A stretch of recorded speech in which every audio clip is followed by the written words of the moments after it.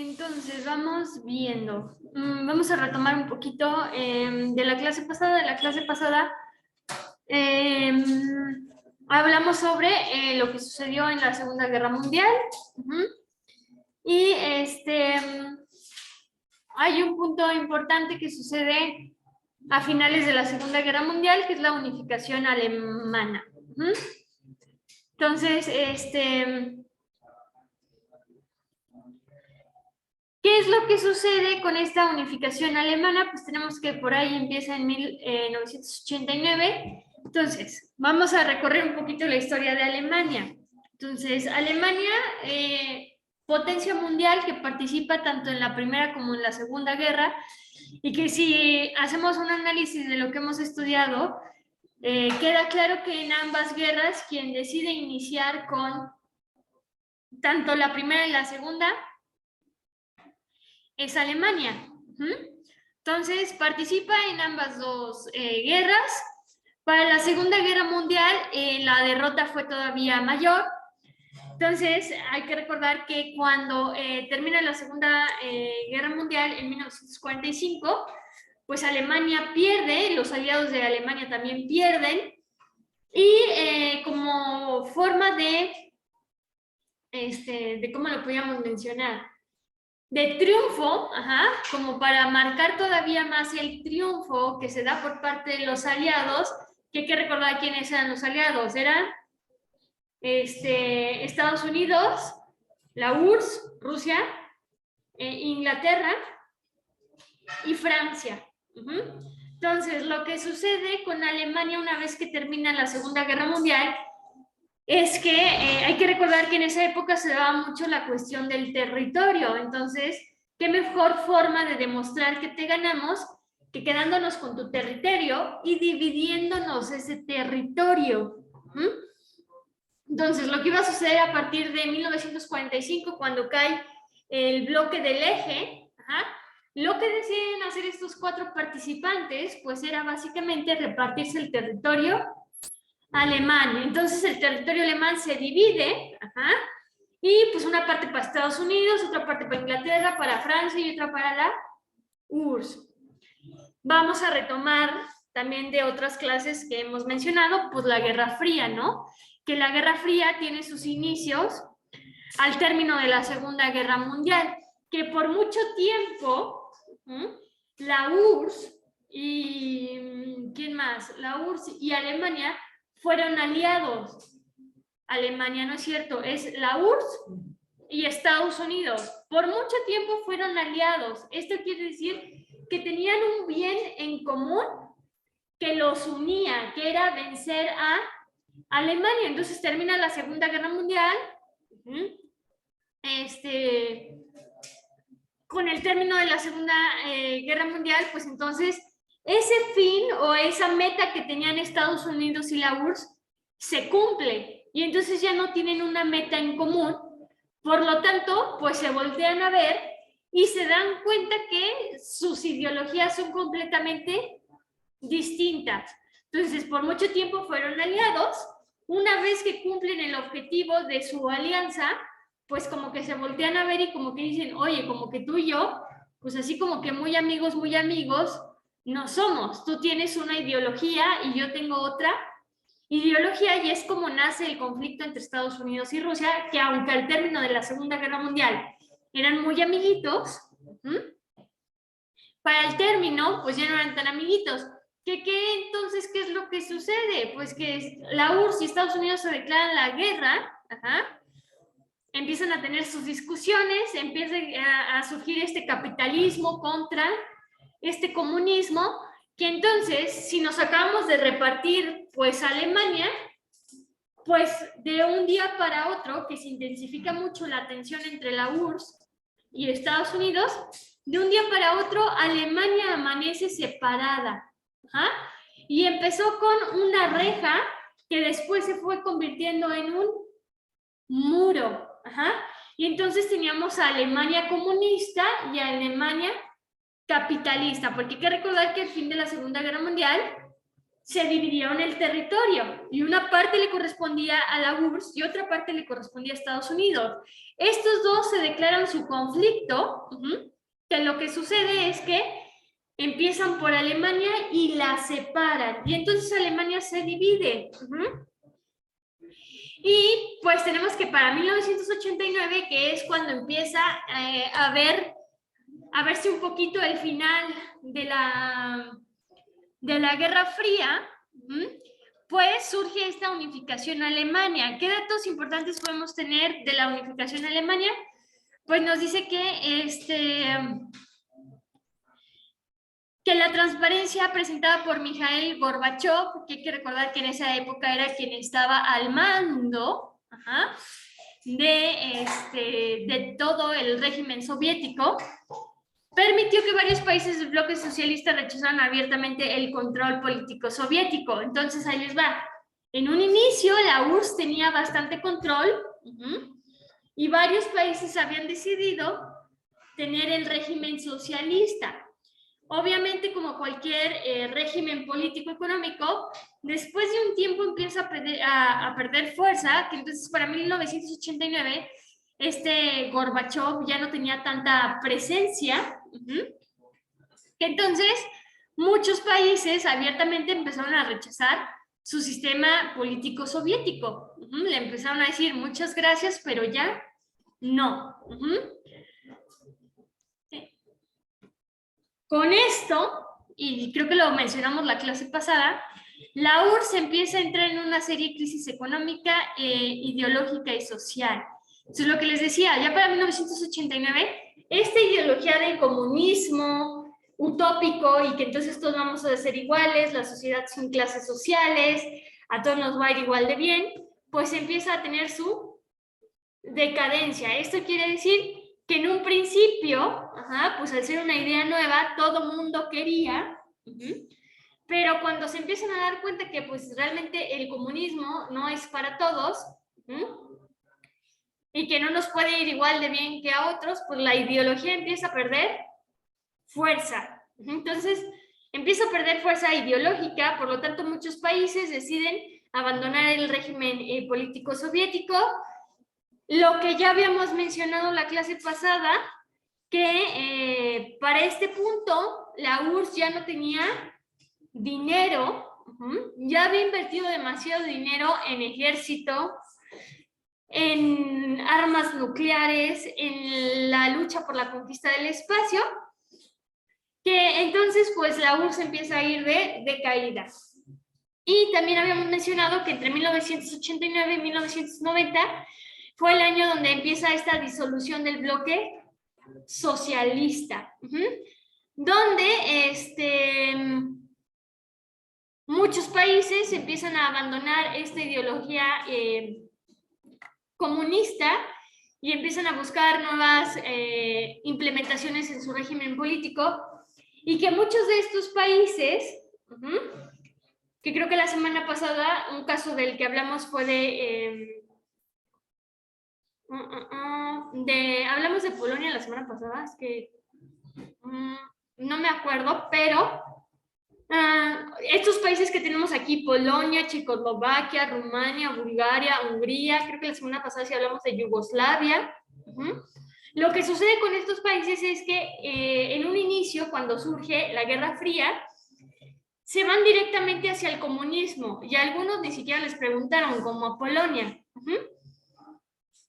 Y que viven tanto año bajo el régimen comunista, y hay que considerar que este régimen comunista pues era muy autoritario, demasiado autoritario, donde no se permitía la libertad de expresión, donde si tú pensabas diferente que yo, pues luego te mandaba para la cárcel o te mandaba a perseguir. Que entonces, después de un tiempo, dicen, ya estamos hartos, y empiezan a desaparecer estos estados comunistas. Por ejemplo, Polonia, dentro de su historia está que por mucho tiempo fue un estado comunista, y que Rusia estuvo muy metido en sus asuntos políticos, y que Rusia fue quien les impuso este régimen comunista, que pasado un tiempo Polonia logra su democratización. Entonces muchos de estos países, su transición política es lograr la democratización, o sea, la mayoría venir de revoluciones, donde quien gana es el gobierno comunista, y que por muchos años tienen gobierno comunista, y que pasados estos varios años logran dar esta transición en algunos países pues de forma pacífica, en otros no tan pacífica, poder pasar de un gobierno impuesto meramente comunista a poder pasar a la democratización. Esto quiere decir que puedan existir los partidos políticos, que estos partidos políticos decidan si quieren tener ideología de derecha o de izquierda, que postulen a sus candidatos y que el pueblo sea quien decida. Entonces desaparecen estos estados comunistas como Polonia, Checoslovaquia, y entonces todavía se va viendo más la caída del bloque comunista, y tenemos que con la caída del bloque comunista de la URSS, tenemos que en el 9 de noviembre de 1989 se cae el muro de Berlín, que es uno de los hechos históricos más importantes, y que de hecho pues hay algunas bandas que tienen música inspirada en este evento, o que su concierto tiene una parte inspirada en la caída del muro de Berlín, que básicamente volvemos a lo que les platiqué en un inicio, que al inicio de la Guerra Fría lo que sucede con Alemania es que la URSS y Estados Unidos deciden dividir el territorio alemán. O sea, de aquí para allá son comunistas y de acá para acá son capitalistas, y no te estoy preguntando porque acabo de ganar la Segunda Guerra Mundial y el territorio me pertenece. Entonces tú sigues lo que yo te digo, que entonces para el 9 de noviembre los alemanes deciden ir a tumbar el muro de Berlín. Y con esta caída del muro de Berlín se da la unificación de Alemania, de esa Alemania que durante la Guerra Fría estuvo dividida en la parte comunista y en la parte capitalista. Luego tenemos que poco después Albania, Estonia, Letonia y Lituania se liberaron del dominio soviético, y pues Alemania logra reunificarse. Esto quiere decir que ya no va a existir la separación.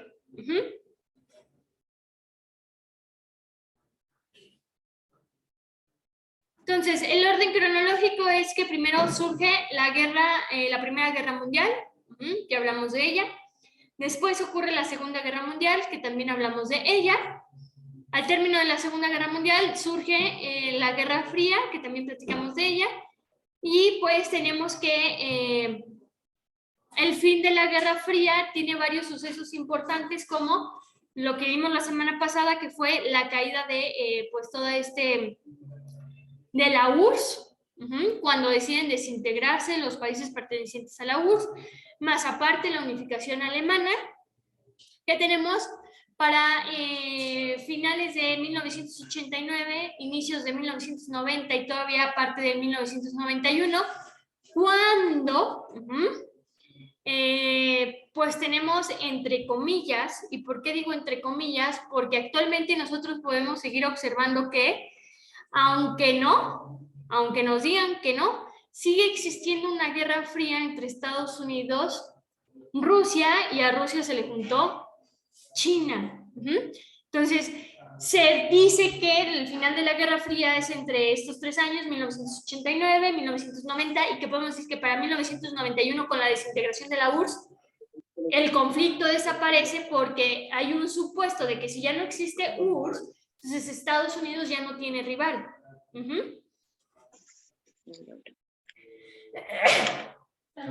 Gracias. Y entonces, les digo que pues, a partir de ahí, a lo mejor en los primeros años de que termina la Guerra Fría, pues obviamente Rusia no era rival para Estados Unidos. Estaba pasando por una crisis económica, y sin dinero no puede ser rival de nadie.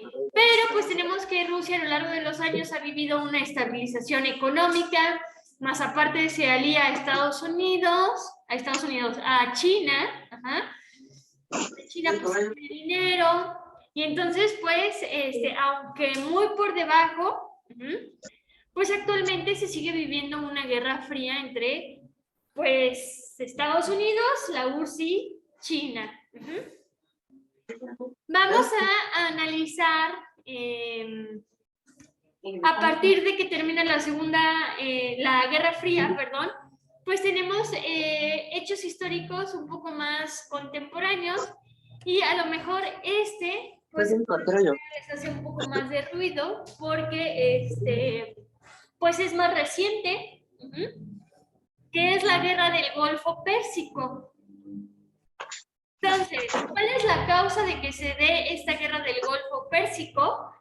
Que pues inicia por ahí de la década de los 90, pero todavía continúa un poco hacia los 2000. Pues la causa determinante pues es el petróleo. Para esa época tenemos que el petróleo ya era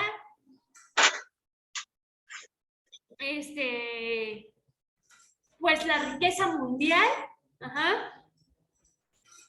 Tenemos que para esta época ya quien dominaba, pues era Estados Unidos, y que la moneda que se escuchaba por todo el mundo es el dólar. Entonces, hace poquito, no sé si recuerden, o sea, fíjense, les estoy hablando de cuándo, de 1990 que inicia esta guerra del Golfo Pérsico, y todavía hace poco, durante la pandemia, creo que sí fue en el 2020, que hubo una época en la que el petróleo ¡pum!, decayó completamente. O sea, que casi te pagaban porque te llevaras el petróleo. Y se rumora mucho esto, ojo, no hagan mucho caso porque esto es todo es una teoría conspirativa que encontramos en internet, pero ve tú a saber si sí es cierto, que se rumora que el bichito, el coronavirus, salió de un laboratorio, ¿cierto? Y todo por cuestiones económicas. Entonces, la guerra que hoy se vive es meramente por cuestiones económicas y que viene desde esta guerra del Golfo Pérsico, pues este conflicto que traen entre China y Estados Unidos. Lo que quiere hacer China, y actualmente pues está en sus planes, y que mucho de la crisis que hubo en el 2020, que el petróleo cayera, fue porque China intentó que su moneda sustituyera al dólar. Porque el dólar actualmente es la moneda que tiene más peso a nivel internacional, y la clave está en que todos nos comparamos con el dólar para ver cuánto vale nuestra moneda. Entonces, en esa época el petróleo pues es la nueva riqueza, y entonces quien tiene petróleo pues es rico, y una zona donde se encontraba mucho petróleo pues es el Medio Oriente. Entonces, ¿cómo inicia esta guerra del Golfo Pérsico? Pues primero tenemos que hay registro de que los países occidentales, ¿quiénes son los países occidentales? Nosotros, América. Y aquí dice los países, pero yo creo que ustedes saben qué país ha decidido intervenir militarmente en diferentes países con falsos argumentos y buscando siempre asegurar su abastecimiento de petróleo. Entonces, si el petróleo significa riqueza, pues obviamente todos vamos a ir en búsqueda de esa riqueza. Entonces, parte de América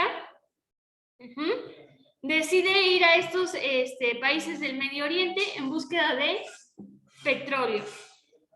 Nos dice aquí que en 1990 Irak tenía problemas económicos tras una larga guerra con el vecino país Irán.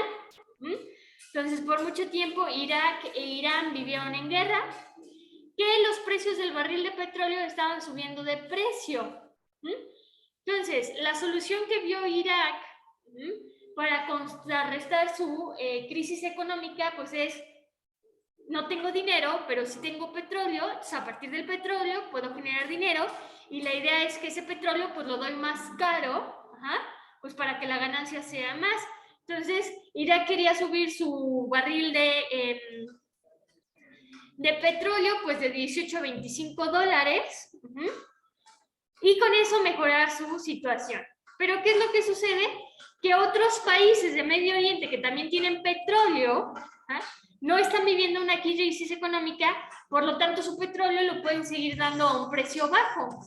Entonces, en esa época la mayoría estaba ofertando el barril de petróleo entre 14 y 15 dólares. Y Irak, por esta cuestión de su crisis económica, tiene que sí o sí subir, aunque haya mejores ofertas en el mercado. Debido a que pues existen mejores ofertas en el mercado y pues que Irak no se está viendo beneficiado. ¿Por qué? Porque obviamente, si yo conozco un lugar donde el elote me lo dan a 20 pesos y otro lugar donde me lo dan a 60 pesos, ¿a dónde voy a ir a comer mi elote? Pues al de 20, ¿no? Porque son 40 pesos de diferencia. Lo mismo sucedía acá. Es decir, si alguien me está dando su barril de petróleo a 14 dólares y este personaje me lo quiere dar, o este país me lo quiere dar 11 dólares más caro, ¿a quién le voy a comprar? Pues a quien me dé la mejor oferta.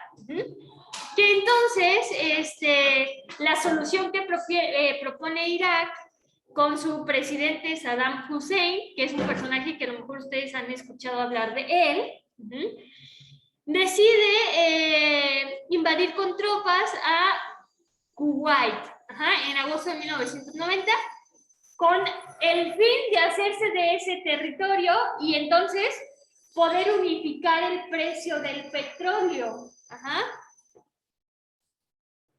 Y pues lo que se dio como resultado es que el ataque tuvo éxito, o sea, Irak y Saddam Hussein se hicieron de este territorio y pues de hecho el emir, que era quien estaba al mando de Kuwait, pues decidió huir.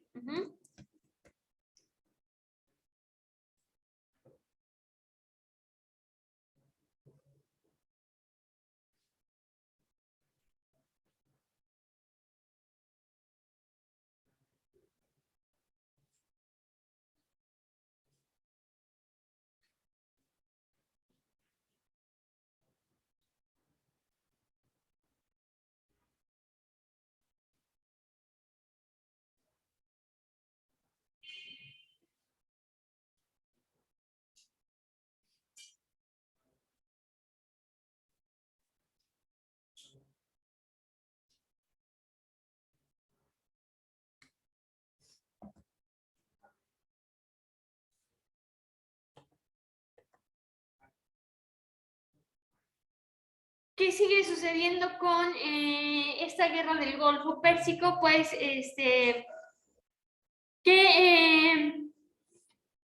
Saddam Hussein, pues Saddam Hussein está súper bien ubicado, ya tiene el territorio de Kuwait, obviamente pues al ocupar ese territorio se hace del petróleo de esa región que Estados Unidos pues decide empezarle a poner un alto a Irak porque Irak se está haciendo de todo el petróleo. Entonces, Estados Unidos empieza una amenaza contra Irak, entonces Irak invita a otros países musulmanes a llevar a cabo una guerra santa contra Estados Unidos. Guerra santa, ¿qué es una guerra santa? La guerra santa es aquella que tiene como causa, o sea, lo que origina una guerra santa, pues son cuestiones religiosas. Y si algo tiene el Medio Oriente es que pues pelean por territorio por meramente cuestiones religiosas. Que si aquí pisó no sé quién, que si acá falleció no sé quién, que si aquí enterraron a no sé quién, entonces le pertenece a mi religión y empiezan a pelear por el territorio, pero por cuestiones religiosas. Entonces, estas religiones islámicas, musulmanes, pues deciden empezar una guerra santa contra Estados Unidos y lo que buscan pues es ir recuperando los lugares santos del Islam. Ojo aquí, espero que todos entendamos como el trasfondo de todo esto. Obviamente para Saddam Hussein era una pantalla bastante funcional el decir voy a pelear por el territorio por cuestiones religiosas, porque nosotros sabemos el poder que tiene una religión, o sea, las masas que mueve una religión. Entonces, el trasfondo de todo esto, pues obviamente era que Hussein lo que buscaba más bien era extender su territorio, pero para poseer la mayor cantidad de petróleo, pero lo ponía la justificación de que pues vamos a pelear por el territorio islámico, porque aquí pisó no sé quién y entonces le pertenece a nuestra religión. Y entonces la gente apoyaba eso porque era con cuestiones religiosas, cuando el trasfondo de todo esto pues era que él quería ampliar su territorio y se agarraba de la excusa de lo religioso como para poner una pantalla y entonces tener muchos seguidores.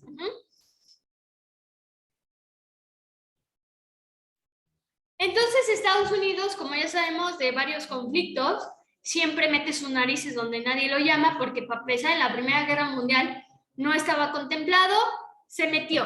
En la Segunda Guerra Mundial nadie lo tenía contemplado, y se metió. Para la Guerra Fría sí es uno de los primeros bloques, pero hay que recordar que durante la Guerra Fría se dan muchos conflictos donde nadie lo mandó llamar y también se metió, como lo es la Guerra de Vietnam, que entonces en este caso pues decide mostrarle su apoyo a Kuwait, y entonces se alía con Kuwait, y lo que busca Estados Unidos pues es evitar que Irak anexe a Kuwait dentro de su territorio. Como siempre, pues Estados Unidos, la forma en que tiene de solucionar las cosas, pues es mediante bombardeos. Entonces empiezan un bloqueo aéreo, otro marítimo, y lo prolongaron hasta 47 días. Y en 1991, los iraquíes aceptaron retirarse del territorio. Entonces, para 1991, Kuwait, pues, lo desinvade Irak. Y pues les decía que esta guerra del Golfo Pérsico no ha terminado. Todavía tenemos algo más reciente que es en el 2001, el 11 de septiembre del 2001, con el altercado a las Torres Gemelas. Nuevamente, en este altercado pues hay muchas teorías conspirativas, que si no fueron los musulmanes, que si fue Estados Unidos, pero bueno, planteando la teoría que nos da Estados Unidos de que pues, los musulmanes atacaron, vendría siendo nuevamente por conflictos de territorio, de petróleo, de riqueza. Y a partir de eso, en esa época el presidente de Estados Unidos era George Bush, decide empezar a poner presión política en contra del régimen de Hussein. Entonces, bueno, no sé, ¿cuántos años tienen? Luego están bien chiquitos y no les ha tocado, no les tocó, ¿son del 2001 para arriba o no? ¿Sí? Ni siquiera les tocó el ataque de las Torres Gemelas. Entonces, a partir de este año, del 2001, pues digamos que Estados Unidos, si Estados Unidos era racista, para el 2001 se convierte todavía en el triple de racista, porque pues ahora sí que es que mira lo que hacen los musulmanes, y entonces ya creen que todos los musulmanes que viven alrededor del mundo traen una bomba aquí debajo de la blusa o de la chamarra. Entonces, a partir de esto, Estados Unidos decide, que en esa época el presidente de Estados Unidos era George Bush, deciden ir directo a Hussein. Entonces, el presidente Hussein fue apresado por tropas estadounidenses, se le dio su juicio, fue sentenciado a muerte por mucho tiempo. Les digo, no sé si les habrá tocado a ustedes o no, pero por mucho tiempo circulaba por internet pues, la ejecución de Hussein, de cómo es que murió. Y a partir de ahí, Estados Unidos no ha retirado sus fuerzas militares del Medio Oriente. Esto quiere decir que Estados Unidos sigue un poco invadiendo el Medio Oriente, pues en búsqueda de ¿qué? De expandir su territorio y buscando un poco pues esa riqueza que genera el petróleo. Entonces es bien importante considerar que, aparte Estados Unidos, todavía tiene conflicto con todo este Medio Oriente.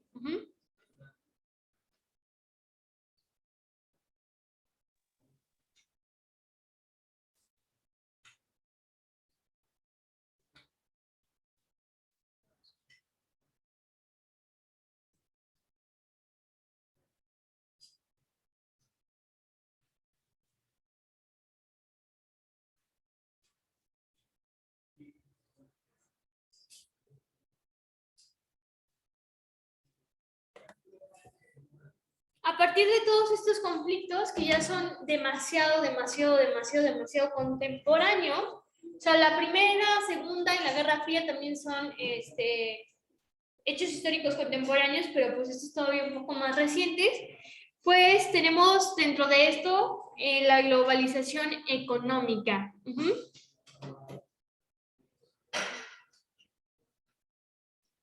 Y esta globalización económica empieza nuevamente con la caída de la URSS, con el bloque socialista, donde al caer el bloque socialista empiezan a surgir nuevas naciones. ¿Qué nuevas naciones? Pues miren, hay que recordar que durante la Guerra Fría, quien tuvo mayor expansión de territorio fue la URSS. Esto quiere decir, quien logró ir convenciendo a los demás de tener un régimen comunista, quien lo hizo mejor fue la URSS. Y entonces todos estos países pues tenían un gobierno comunista. Cuando cae la URSS y entonces todas las naciones se empiezan a dejar a un lado la ideología comunista, pues empiezan a surgir nuevas naciones, con nuevos regímenes políticos, con nuevas formas de administrar su economía, y entonces empiezan a surgir nuevas potencias mundiales. Y a partir de esto, pues ocurren cambios en la economía mundial y pues se llega a un nuevo modelo económico que hoy se conoce como globalización.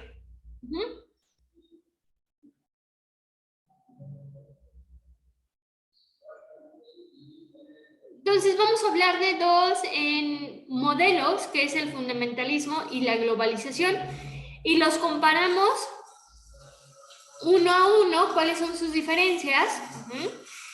Y ojo, aunque actualmente vivimos la globalización a todo lo que da, no quiere decir que entonces el fundamentalismo pues desapareció completamente. O sea, hay países que todavía viven en este fundamentalismo.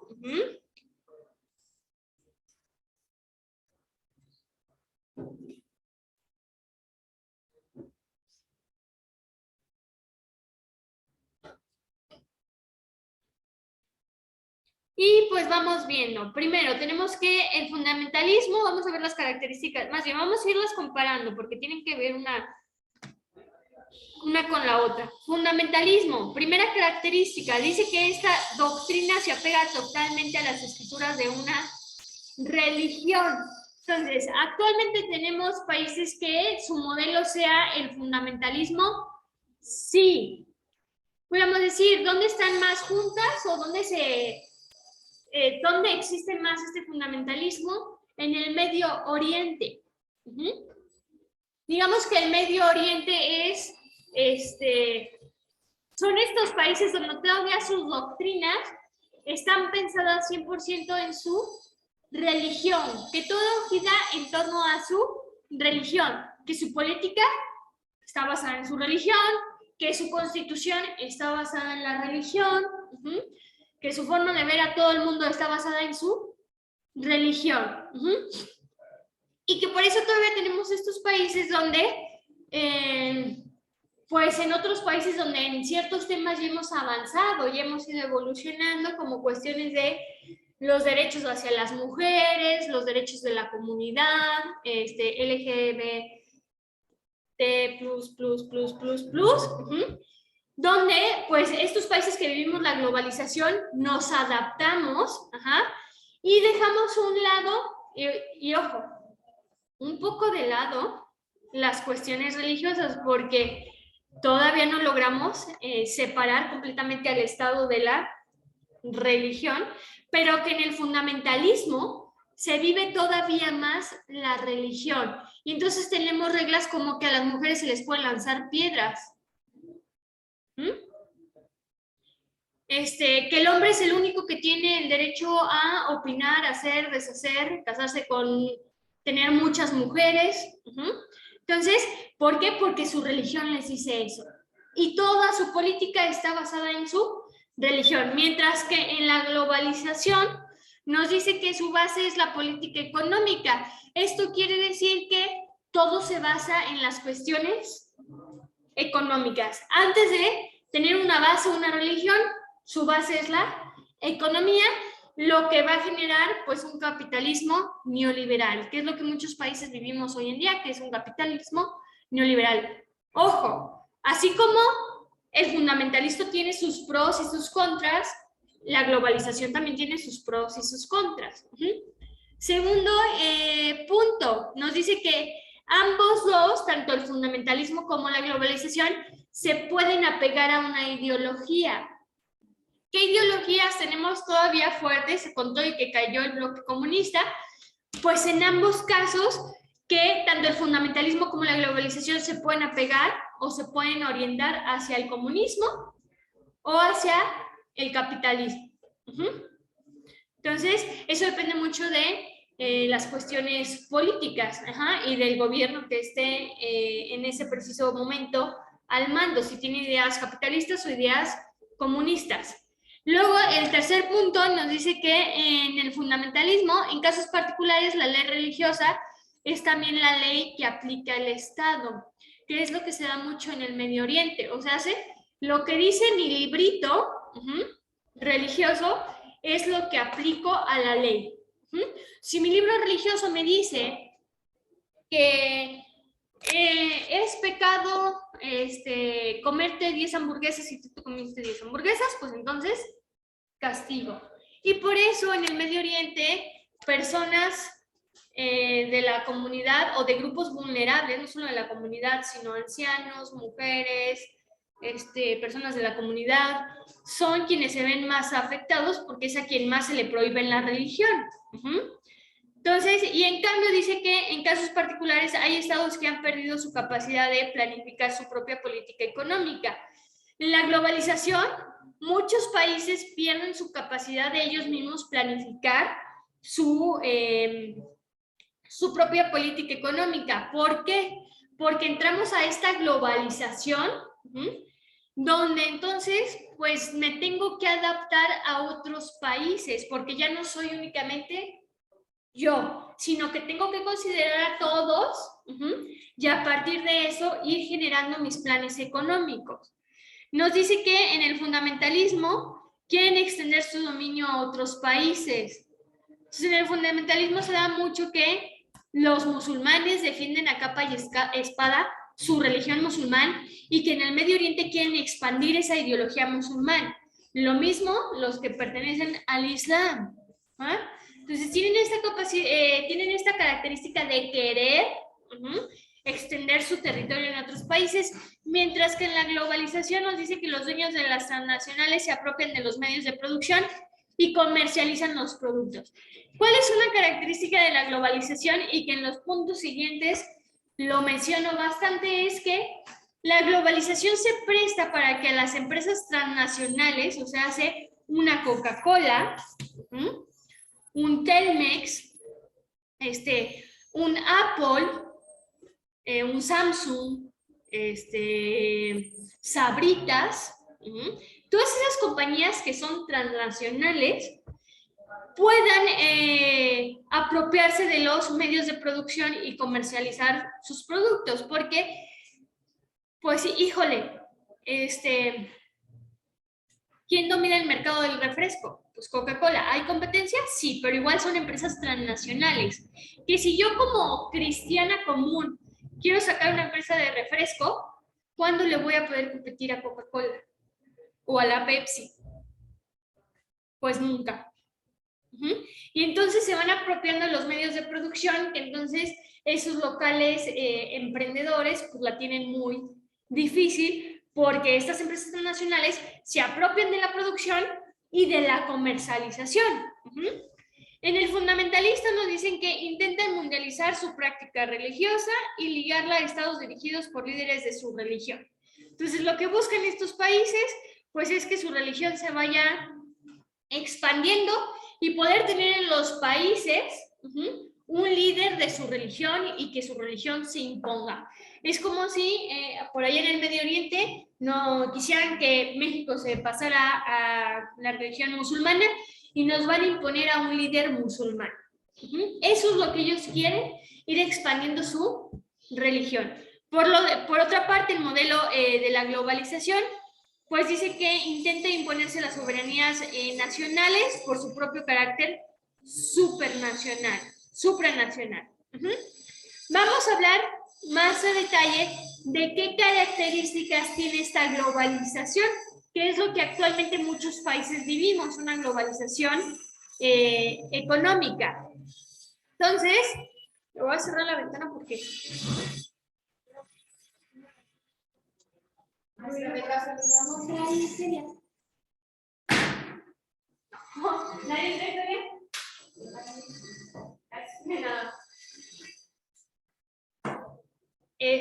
Entonces, ¿de dónde surge esta globalización? Pues nos dice aquí que es consecuencia del comportamiento que tienen los productores que buscan insertarse en el mercado mundial con mejores condiciones para revitalizar su capital. Entonces, ¿de dónde surge esta globalización? Surge a partir de los productores, que volvemos a decir, ¿quiénes son los productores? Son todas estas empresas transnacionales que se dedican a la producción de cualquier producto. Así como Coca-Cola se dedica a producir refresco, así como Colgate, productos de limpieza bucal, ¿qué otra marca? Así como Apple genera dispositivos. Esta globalización surge a partir de que estos productores buscan colocarse en el nivel mundial. Esto quiere decir que en todo el mundo pues se venda Coca-Cola, que en todo el mundo se vendan Sabritas, que en todo el mundo se venda Colgate, para así poder ir mejorando pues mi capital. O sea, que esa inversión que yo estoy haciendo en la producción la recupere y aparte mi capital crezca.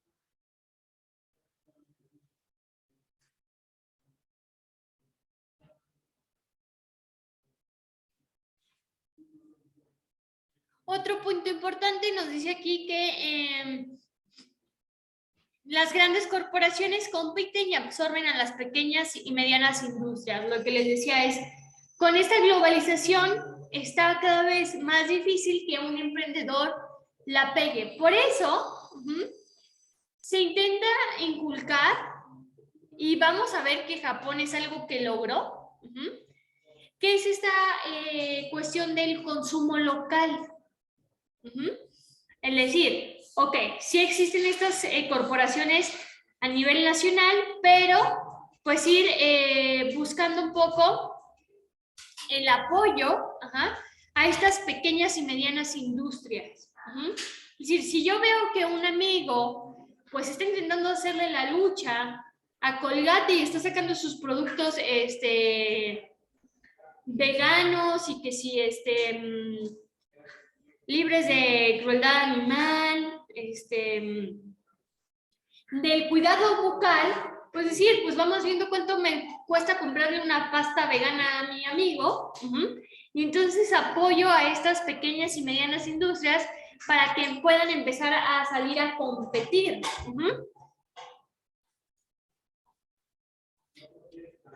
Nos menciona que dentro de la globalización, los países que aún no tenían una economía sólida no se vieron tan beneficiados. Esto quiere decir que los países tercermundistas, la globalización no nos vino a ayudar. ¿Por qué? Porque como países tercermundistas, pues va a ser difícil que tengamos estas empresas que compiten a nivel mundial.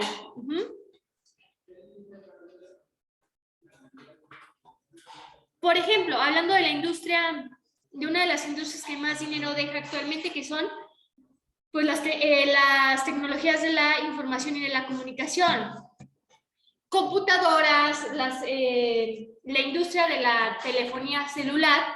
Pues si hablamos de qué país tiene una industria sólida de telefonía celular, todos son de primer mundo, ¿cierto? O sea, no hay un país, por ejemplo, latinoamericano, que tenga su industria de país de teléfonos. ¿Quiénes dominan el mercado? Apple, Samsung, Huawei, Motorola, y que todas estas empresas transnacionales son de países que son potencias mundiales. Entonces, por eso tenemos que, pues los países tercermundistas y que no tenemos una economía sólida, no nos vemos beneficiados.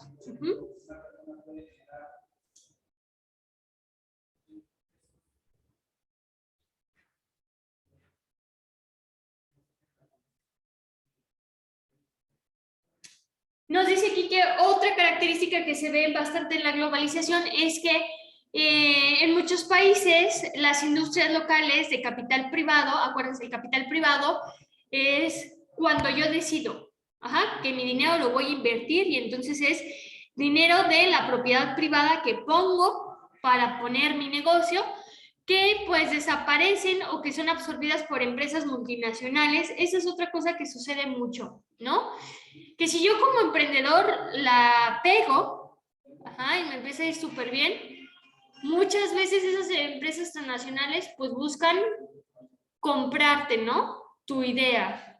Y pues hacerla todavía más grande, que pegue todavía más, porque ellos tienen dinero para meterle la mercadotecnia, en la publicidad, y entonces ellos a partir de una idea ajena, pues hacer todavía más ricos, y que en general los pequeños comerciantes no han podido competir con los bajos precios de las corporaciones y de las grandes cadenas. Esto es lo que pasa mucho con la industria de la moda. Supongamos, hace poquito tiene relativamente poco, que dio el boom esta página de ropa china, ¿por qué mucha gente consume ahí a pesar de todo lo que hay de trasfondo en este tipo de empresas? También porque mucha gente, y yo me incluyo, yo intento hacer un consumo consciente porque pues a mí no me alcanza para comprar ropa ni de marca muy cara. Y por ejemplo, lo que sucede mucho con los locales del consumo local, pues es que como no tienen tanto impacto, no pueden dar precios muy bajos, porque mientras esta empresa china ha de vender millones al día, un producto local o una chica que está decidiendo emprender en cuanto a moda, pues no vende esos millones, ¿cierto? Y esa persona tiene que comer, tiene que ir por nueva mercancía, tiene que pagar un local, tiene que pagar la luz de ese local, el internet del local, pues entonces que los precios los tienen que subir. Entonces, mientras en la tienda china una playera me sale en 50 pesos, en el consumo local me sale arriba de los 100 pesos. Entonces, ¿a quién le voy a comprar más? Pues donde me alcanza más, ¿cierto? Y entonces es cuando estos pequeños comerciantes no pueden competir contra los precios bajos que manejan estas corporaciones. O sea, híjole, es que por más que yo quisiera darte la playera a 50 pesos, si te la dejo a 50 pesos no me alcanza para pagar la renta. Entonces, eso pasa en la globalización, que tenemos empresas transnacionales que producen a grandes cantidades, que se pueden dar el lujo de dar precios demasiado bajos. y que mientras un pequeño comerciante, pues es esa parte donde la pieza no se reproduce. Ajá, tanto es lo que pasa con la ropa que nos venden los indígenas. Pues tú dices, ay, jola, una playera a 400 pesos, pero obviamente hay mucho trabajo detrás. O sea, no es una playera que en un minuto se hacen 100,000 playeras idénticas. Son prendas únicas, donde hay un trabajo detrás de artesanos, que generan sus propios diseños, que la producción de la playera no es de un día para otro, sino que toma determinado periodo, y obviamente eso va haciendo que el costo se eleve. Pero entonces, este tipo de pequeñas empresas pues no pueden competir contra estas que dan precios demasiado bajos. Y nos dice que la competitividad de los países pobres reside de manera importante en su mano de obra. Entonces, ¿cómo es que sobreviven los países tercermundistas? Pues gracias a la mano de obra. Y va a sonar triste, pero es una realidad de que obviamente a nosotros nos emociona que empresas como BMW, como Mazda, inclusive si llegara a haber una industria aquí de Apple, de Samsung, vengan a México queriendo buscar pues aportar a la economía mexicana, pero lo que realmente sucede es que esos países vienen a buscar mano de obra barata. Porque obviamente en Estados Unidos la mano de obra se cobra más cara. Entonces, pues mejor voy a otros países donde sé que la mano de obra me va a salir pues barata. Y es así como nosotros subsistimos. Por ejemplo, toda la industria que hay aquí en San Luis Potosí, pues tenemos varias empresas transnacionales. Tenemos por ahí una parte de BMW. Por lo que hace BMW es aquí a venir a pagar mano de obra barata. Que no es el mismo sueldo que le dan a un mexicano que trabaja en BMW que a un alemán que está trabajando en Alemania con BMW. Y nos dice que la globalización ha generado bloques mundiales que manejan alta tecnología, una gran banca, una bolsa de valores, el financiamiento y las innovaciones. Y que todo esto genera pues esa ansiedad de nosotros de querer consumir y comprar a cualquier precio. Entonces, hablando de bloques mundiales, pues obviamente uno de los top es Estados Unidos. Y que lo podemos ver con la empresa que manejan ellos de telefonía celular, el iPhone. Y que iPhone lidera por mucho toda la telefonía celular, y pues que todos tenemos esa ansiedad de consumir, ¿cierto? Y que no importa el precio que me den el iPhone. O sea, un iPhone más reciente está en 30,000 pesos.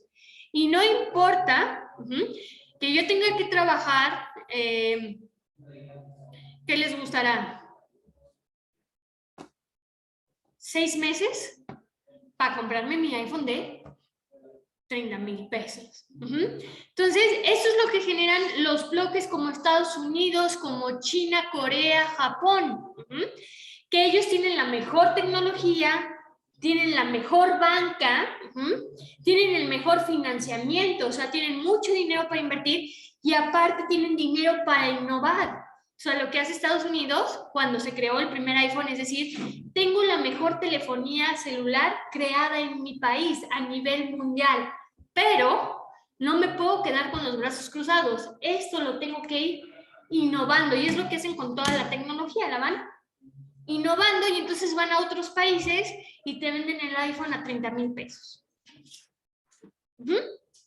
Entonces, estos bloques mundiales vamos a hablar de algunos, como lo es Japón. De un tiempo para acá Japón pues terminó siendo potencia mundial. Y vamos a ver a qué se debe el éxito de Japón.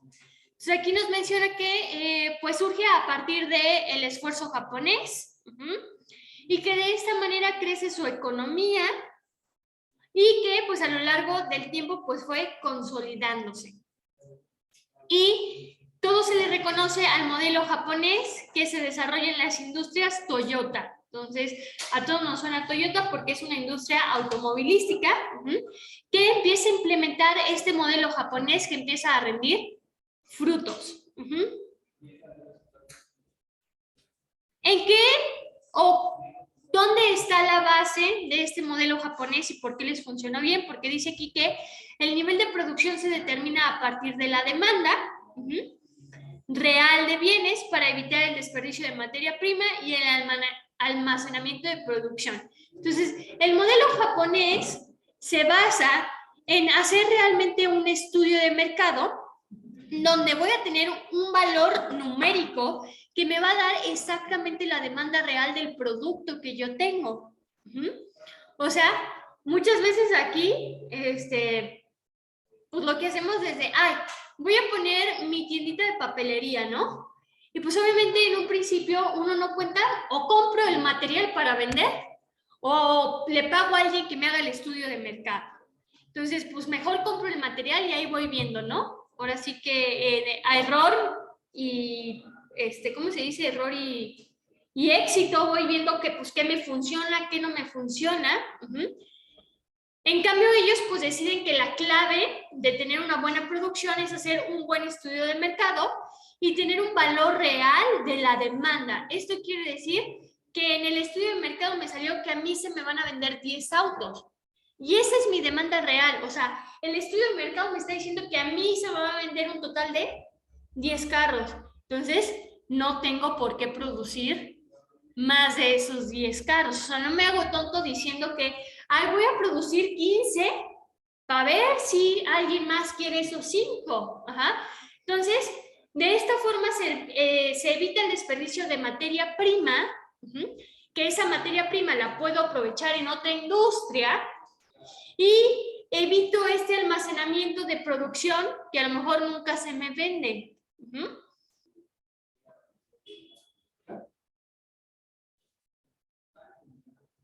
Y muchas veces la industria no hace esto. Por ejemplo, si hablamos de la moda rápida, como lo decimos de esta tienda china, más todas las tiendas que encontramos en Plaza San Luis, hacen una producción masiva. O sea, no hacen realmente esta cuestión de cuál va a ser mi demanda real.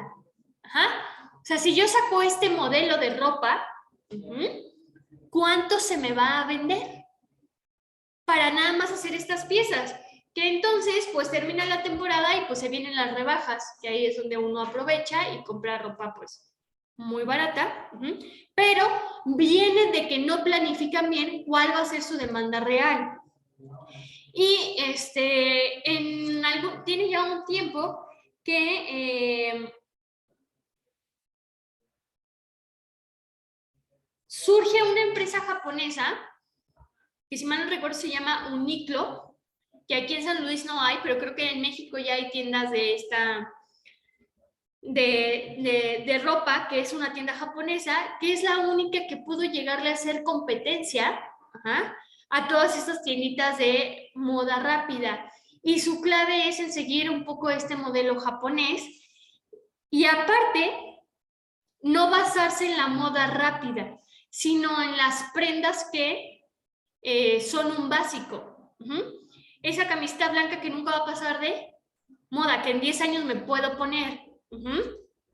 Este modelo de suéter que veo todas las temporadas y lo manejo en colores, que van en primavera, verano, otoño e invierno, y entonces la gente los puede utilizar todo el año. Entonces, pues es esta cuestión donde los japoneses buscan producir lo que realmente se va a consumir para evitar desperdiciar materia prima y tener producto almacenado que no les está generando dinero. También su modelo se basa en el cero retraso, cero papel, cero avería, cero defecto. Entonces, lo que busca implementar, y por eso muchas veces dicen, ojalá la cultura japonesa nos llegara, porque efectivamente allá, en cuestiones laborales, son muy cumplidos. Ajá. Si mi horario es de tal hora a tal hora, no hay un día que el japonés llegue tarde a su trabajo y no hay un día que ande pidiendo permiso para salir antes del trabajo. Y entonces buscan que en su industria haya cero retraso, es decir, no voy a frenar la producción, todo tiene que fluir. Por ejemplo, cero avería y cero defecto. Busca evitar que sus productos vengan con defecto. Y es una cosa que los otros países que producen a grandes masas no pueden evitar. ¿Por qué? Porque el hecho de que yo produzca 1 millón de réplicas en una hora, obviamente va a haber defectos en la producción por la manera tan rápida que lo estoy produciendo. Entonces, Japón, al hacer bien su estudio de mercado y decir, ok, son 10 carros, pues me preocupo porque esos 10 carros salgan a tiempo y porque salgan sin ninguna avería y sin ningún defecto, que los 10 sean funcionales y de esta forma también evito el desperdicio de materia prima. Nos dice aquí que los japoneses manifiestan su patriotismo consumiendo preferentemente productos nacionales. Es una forma de vivir el patriotismo, el amor a la patria. Entonces, Japón lo que hace es que pues decide consumir producto local. Es decir, si Japón tiene su propia industria de refresco, voy a comprar el refresco japonés, aunque la Coca-Cola esté más deliciosa. Yo consumo este producto que es japonés. Y entonces, al tener una buena economía, Japón puede darse el lujo de invertir en muchos sectores de producción. Entonces, tengo buena economía, puedo invertir en una industria refresquera, en una industria de botanas, en una industria de cuidado bucal, de cuidado personal. Entonces, así tengo mi industria para los coches, la Toyota, pero también me puedo dar el lujo de tener mi propia marca de teléfonos celulares, de alimentos, y entonces Japón se abastece solito, sin necesidad de ir a otro país o empresas transnacionales de otros lugares a consumir. Entonces, nos dice aquí que también, pues, este milagro japonés se debe a que pusieron el bien de la comunidad encima del bien individual.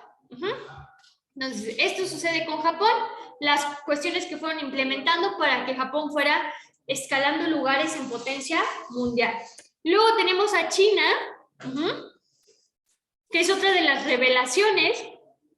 Entonces tenemos que a sus inicios China pintaba para ser una potencia mundial, lo iba haciendo bien, o sea, de ahí viene el papel, los fuegos artificiales, un montón de descubrimientos vienen de China.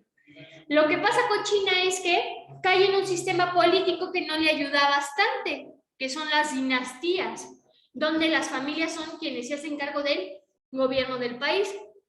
Y que si bien estas dinastías por un tiempo funcionaron, llega un punto en el que evidentemente la familia empieza a ver por su bien propio, por yo hacerme más rico más que por el bien del país.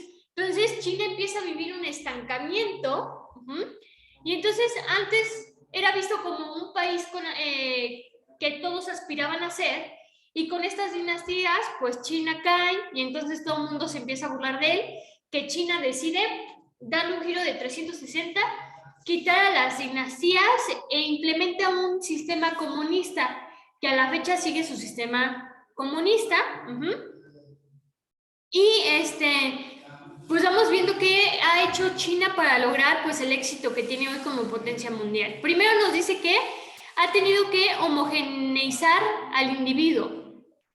¿Qué es esto de homogeneizar? Y ustedes van a caer en cuenta que pues tratan de igualar a todos los individuos. Y evidentemente siempre que vemos un chino siempre se ve idéntico. Y no solamente por sus rasgos físicos. Cuando hablamos de homogeneizar es que les ponen leyes para que todos seamos iguales. A final de cuentas es un sistema comunista.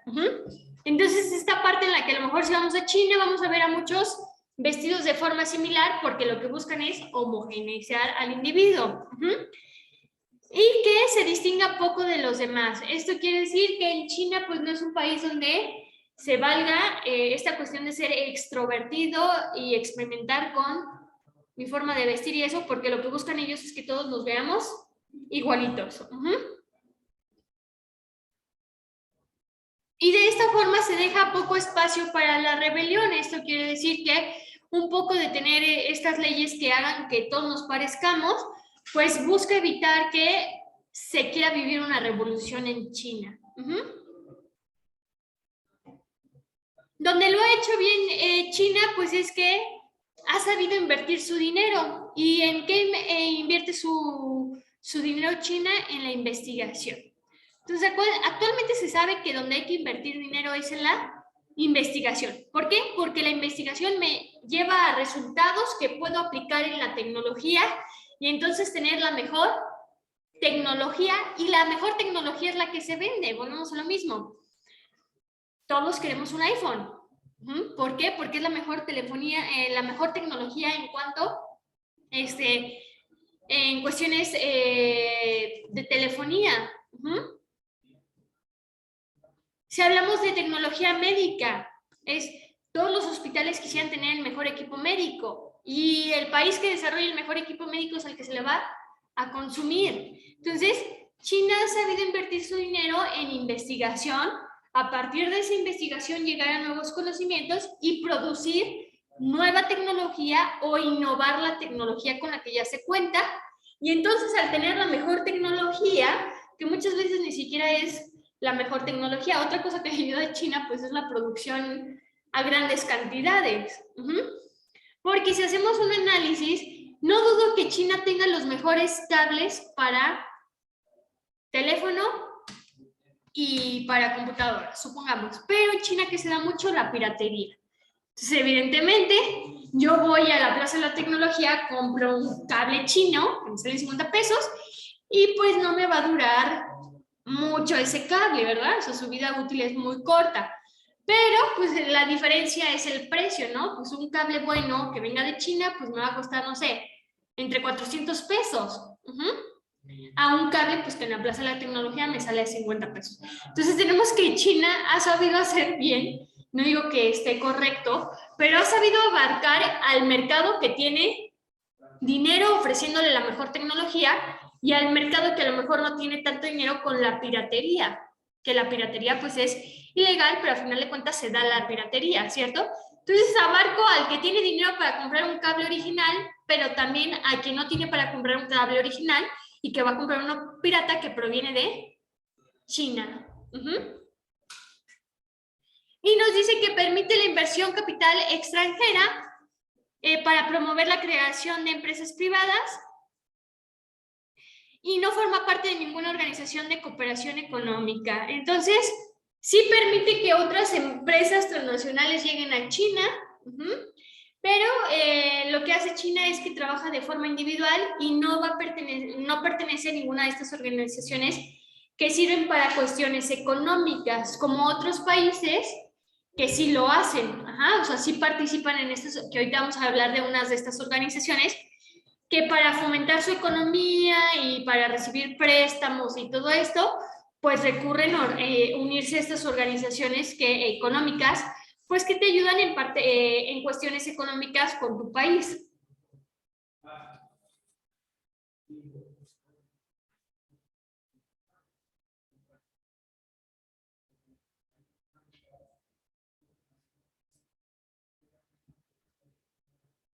Entonces, vamos a hablar de algunos organismos internacionales.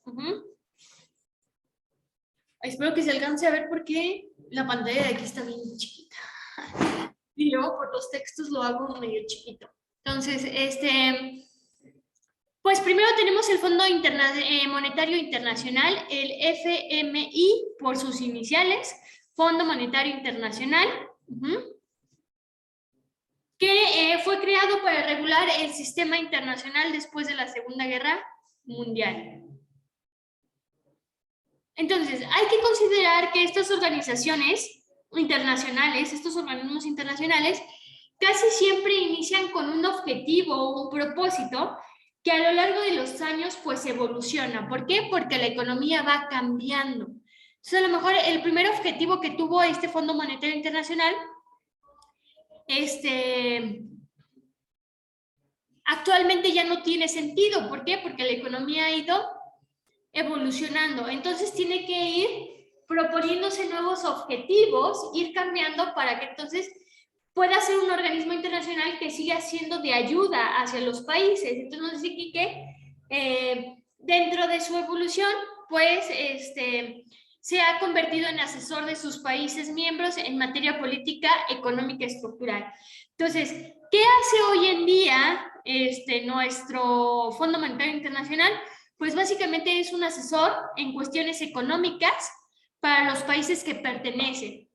O sea, hace que si México no encuentra el rumbo de qué está haciendo con su economía, puede recurrir a este Fondo Monetario para pedir asesoría, para que le ayude a planificar su modelo económico. O sea, el Fondo Monetario Internacional tiene gente muy capaz, economistas muy reconocidos, de los cuales yo puedo ir a solicitar su apoyo para que estos economistas hagan un análisis de lo que está viviendo México actualmente y qué se puede implementar para que la economía siga creciendo. Y fíjense, en 1976, que es cuando surge este Fondo Monetario Internacional, su principal objetivo, no, más bien, antes de 1976, quedamos que surge después de la Segunda Guerra Mundial, pues por ahí debe de ser en la década de los 50 que surge este Fondo Monetario Internacional. Antes de eso,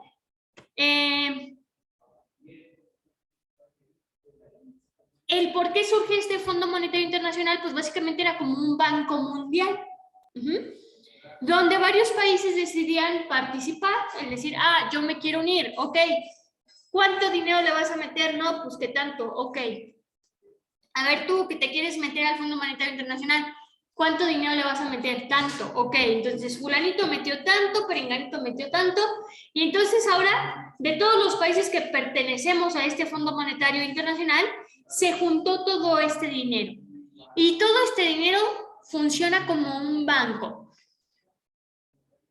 ¿Por qué funciona como un banco? Porque después de una Segunda Guerra Mundial, lo que tenemos es que, evidentemente, hay muchos países que quedan en quiebra y que necesitan dinero para salir adelante. Entonces, estos países en esa época podían venir a este Fondo Monetario Internacional y decir, ¿sabes qué? Necesito tanto dinero. Y entonces se le decía, ok, yo te presto ese dinero, pero pues obviamente me lo tienes que pagar con tantos intereses, bla, bla, bla. Entonces, así inició el Fondo Monetario Internacional. Para 1976, este fondo cambia completamente y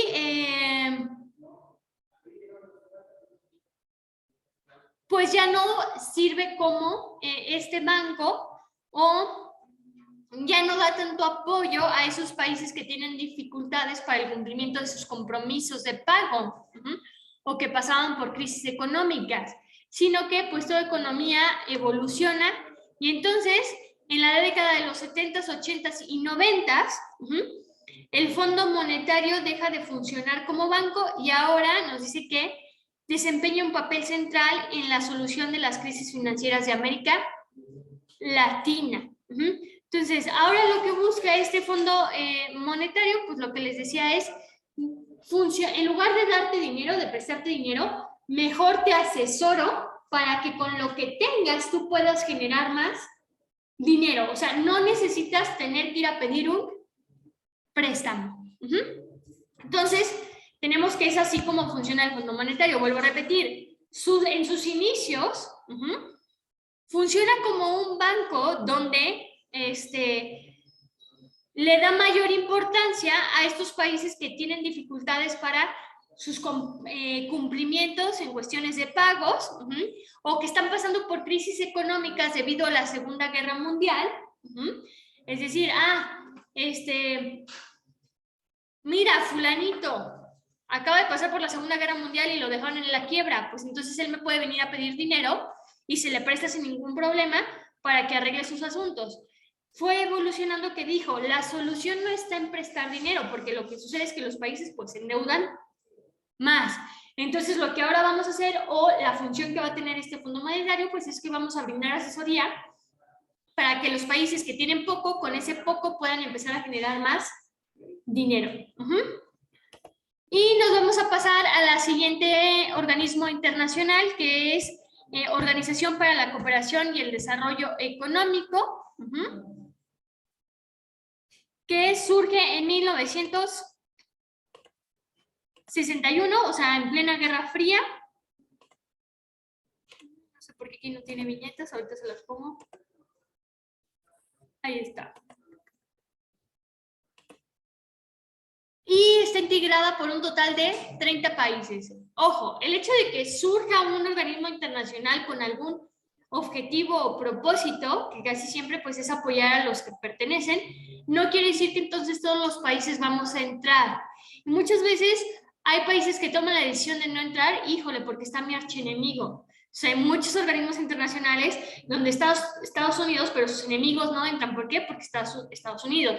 A lo mejor otro organismo internacional donde está China y Estados Unidos dice, yo no le voy a entrar porque está China. Entonces está integrado por un total de 30 países y nos dice que su objetivo es la promoción de la libertad de comercio entre los países miembros. Entonces, lo que promueve este organismo internacional es el libre comercio. Y que muchas veces estos organismos internacionales sirven para hacer treguas entre distintos países, como lo es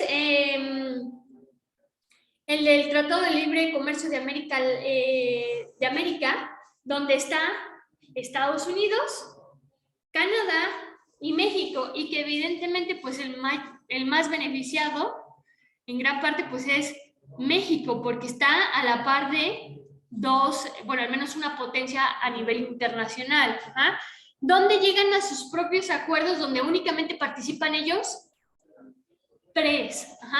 Entonces, en este organismo internacional tenemos 30 países donde entre ellos, esos 30, pues se da la libertad de comercio.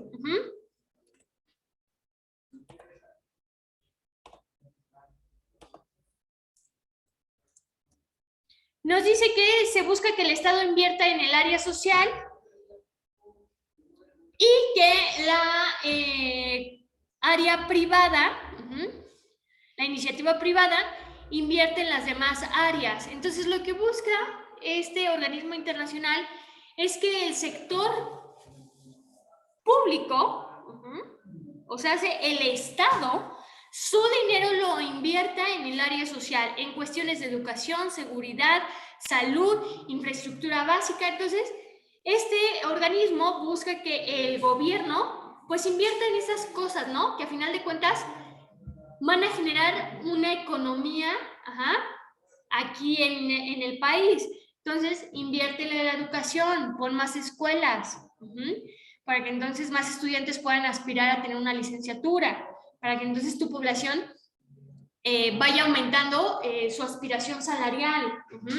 Inviértele más a la salud, que la salud no sea un privilegio, sea ese derecho que nos promete la Constitución. O sea, que si yo me siento mal, no necesite contar con tanto dinero para poderme atender de mi problema de salud. Inviértele a la seguridad. Haz que tu población viva en un país seguro. Invierte en la infraestructura básica, crea hospitales, centros de atención médica, que a lo mejor no es un hospital, pero que si una persona tiene un dolor de estómago, pueda ir de forma gratuita a revisarse su dolor de estómago sin tener que hacer una fila enorme en un hospital.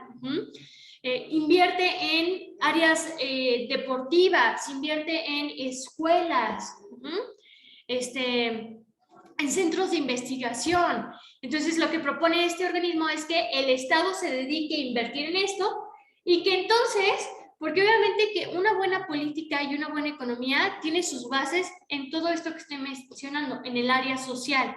Una vez que cubro esta área social, entonces ahora sí el Estado puede irse a otras áreas a invertir, pero a veces pues el Estado lo hace de forma pues incorrecta, ¿no? Primero se quiere ir a invertir a otras cuestiones antes del área social y que todo lo demás se lo deje a la iniciativa privada.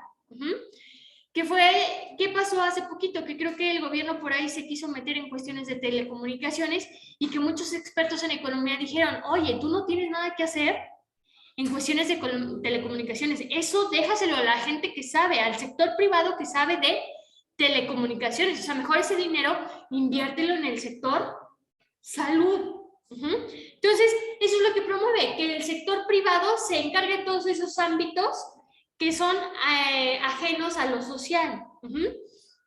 Y luego nos dice que también pide a sus miembros que reduzcan la participación del Estado en la economía. Entonces, que el Estado no se meta tanto en la economía y que con eso impulsa la promoción de la economía productiva de cada país. Entonces, le vamos a dejar hasta aquí. Nos queda una clase de esta materia, que es el próximo sábado. Nos quedan por ahí, creo que 2 o 3 hojas pendientes de la guía, que vamos a contestar para que su guía quede completamente resuelta. Hasta aquí le vamos a dejar el día de hoy. La próxima clase abordamos un poquito de más organismos internacionales que han surgido a partir de necesidades que se viven en el mundo. Y la próxima clase terminamos esas 3 hojas de la guía que nos hace falta para que se la lleven completamente contestada. Entonces me despido de los que están en línea. Nos vemos el próximo sábado. Que tengan bonita semana. Adiós.